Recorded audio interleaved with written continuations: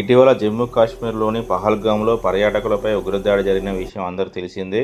అయితే నోయిడాకు చెందిన వృద్ధురాలికి పోలీసు అధికారి నుండి ఓ వ్యక్తి నుంచి ఫోన్ వచ్చింది. మీ వివరాలతో ముంబైలో బ్యాంక్ ఖాతా తెరిచారని, ఆ ఖాతా నుంచి ఉగ్రవాద కార్యకలాపాలకు నిధులు అందడంతో పాటు పలు అక్రమ లావాదేవీలు జరిగాయని ఆ వృద్ధురాలిని నమ్మించాడు. ఇటీవల పహల్గామ్లో జరిగిన ఉగ్రదాడికి కూడా మీ ఖాతా నుంచి డబ్బు అందిందని, ఈ క్రమంలో మీపై అరెస్ట్ వారెంట్ జారీ అయిందంటూ అరెస్ట్ అవ్వకుండా ఉండాలంటే సెక్యూరిటీ డిపాజిట్ కింద డబ్బు జమ చేయాలని కోరారు. అది నిజమే అని నమ్మిన ఆ వృద్ధురాలు వారు చెప్పిన ఖాతాలకు పలుమార్లు డబ్బు జమ చేస్తూ వచ్చింది. ఇలా మొత్తం 43.70 lakhs పలు ఖాతాలకు జమ చేసింది.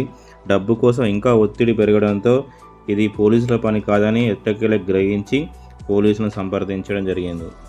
రోజు కంటి ముందు కనబడుతూ తెలిసిన వాళ్ళు ఫోన్ చేసి ఒక 1000 రూపాయలు అడిగితేనే 100 క్వశ్చన్లు వేస్తారు. ఎందుకు, ఏంటి, ఎప్పుడు ఇస్తారని.